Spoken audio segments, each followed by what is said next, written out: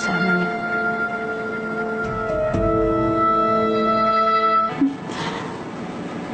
Kung kilala ko ang ama ni Sandrino noon, naibigay ko siya nung araw na namatay si Maria. Awang-awa ako sa bata. Pinuntahan niya ako noon. Umiiyak siya. Alam ko, siya ang magbubuntunan ng sisi ng mga Villalobo sa pagkamatay ni Maria. Kaya itinakas ko siya.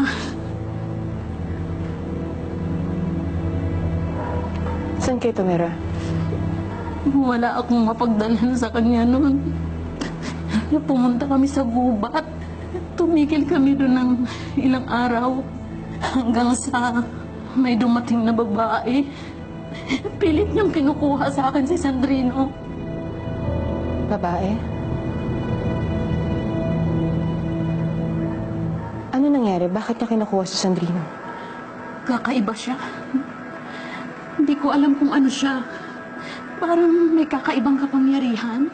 Basta ang natatandaan ko lang noon, sabi niya huwag daw akong matatakot.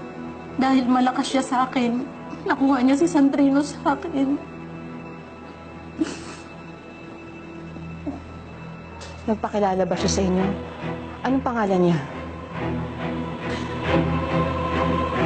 Barang? Barang sinabi niya?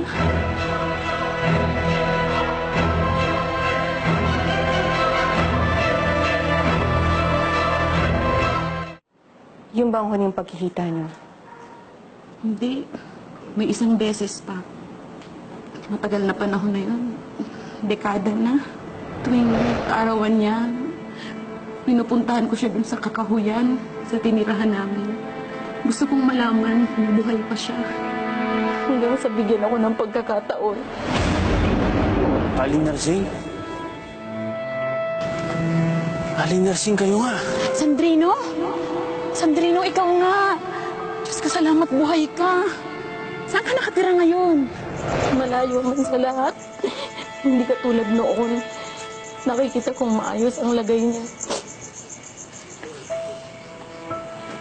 Dito na ako nakatira ngayon.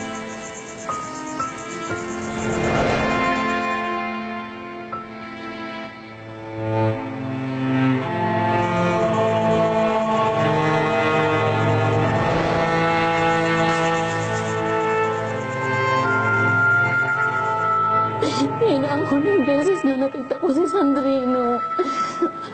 Dahil sa susunod na bumalik ako doon, wala na siya. Wala na ang bahay. Wala na lahat. Natatakot akong isipin, pero palagay ko, nagtagumpay ang mga Villalobo na patayin si Sandrino.